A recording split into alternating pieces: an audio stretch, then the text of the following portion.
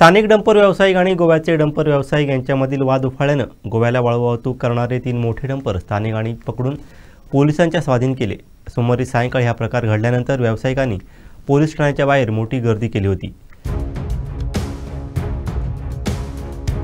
स्थानिक डंपर व्यावसायिक आणि गोव्याचे वाळू व्यावसायिक यांच्यामध्ये गेले कित्येक वर्षे वाद सुरू आहे। गोव्याचे डंपर जिल्ह्यातून वाळू वाहतूक करताना याला स्थानिक व्यावसायिक आक्षेप घेत असून या आक्षेपाला न जुमानता गोव्याचे डंपर व्यावसायिक राजरोसपणे वाहतूक करीत आहेत। सोमवारी सायंकाळी स्थानिकांनी वाळू वाहतूक करताना डंपर पकडले आणि पोलिसांच्या स्वाधीन केल्यानंतर काही काळ वातावरण तंग झालं होतं।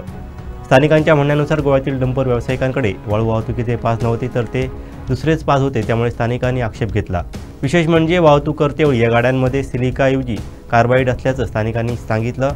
पास एका गोष्टीचा आणि वाहतूक दुसऱ्या गोष्टीची, यामुळे स्थानिकांनी या गोष्टीसाठी आक्रमक पवित्रा घेतला आहे।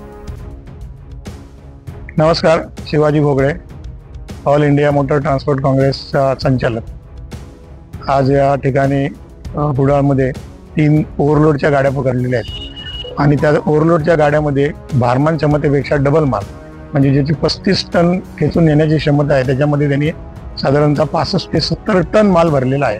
आणि अशा या गाड्यांवर कारवाई करण्यासाठी आज आमच्या पदाधिकाऱ्यांनी या गाड्या या पोलीस स्टेशनला पकडून दिलेल्या आहेत। परिवहन विभागामार्फत त्यांच्यावर योग्य ती कारवाई करण्याचं काम सुरू आहे। दुसरी गोष्ट म्हणजे जो पास त्याने आणलेला आहे खनिज वाहतुकीचा, त्या पासामध्ये त्याने लिहिलेलं आहे सिलिका वाळू, सिलिका सँड, आणि त्यांनी प्रत्यक्षात जर बघितलं तर ती खडी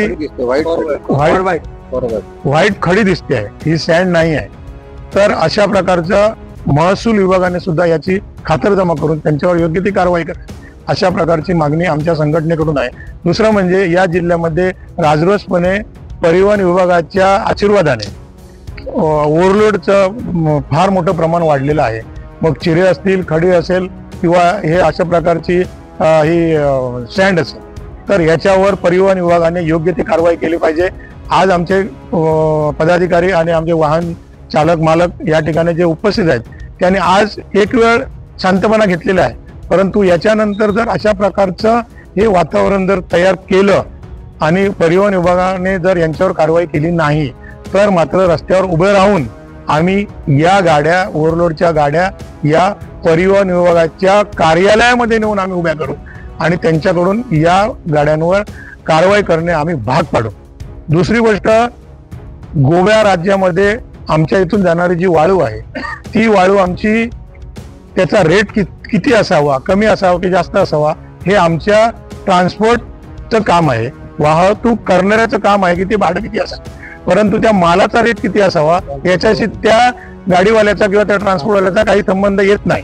अशा प्रकारचं जर वातावरण निर्माण करून गोव्यातील काही वाहतूक संघटनेचे पदाधिकारी जर करत असतील तर हे काम चुकीचं आहे, कारण तो माल आमचे गाडीवाले तयार करत नाहीत किंवा गाडीवाले आमचे माल काढत नाहीत। गाडीवाले आमचे गाड्या फक्त ते भाड्याने देतात, त्यांना भाडं मिळालं की झालं, भाड्यावर आमच्या गाड्या चालतात, आम्ही माल काढत नाही। त्याची सुद्धा नोंद या सगळ्या परराज्यातील या पदाधिकारी संघटनेचे कोण पदाधिकारी असतील त्यांनी घ्यावी आणि अशा प्रकारचं वातावरण गढूळ त्यांनी करू नये। गोवा आणि सिंधुदुर्ग जिल्हा हे आम्ही काय लांब समजत नाही, परंतु ते जर आम्हाला अशी शपथनिक भावनेची वागणूक देत असतील तर हे फार चुकीचं आहे, कारण गोवा राज्यामध्ये कुठलाही एक भाग पिकत नाही, इव्हन मासे सुद्धा गोवा राज्यामध्ये मिळत नाहीत, ते सुद्धा कर्नाटकातील लोक येऊन मासे पकडतात आणि ते मासे ह्या गोव्यातील लोकांना घालतात खायला।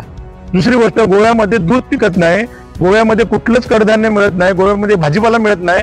हे जर चारी बाजूने जर सगळ्या प्रकारचं बंद झालं तर गोवा राज्यामध्ये काहीच मिळणार नाही, याचा पण त्यांनी जरूर विचार करावा।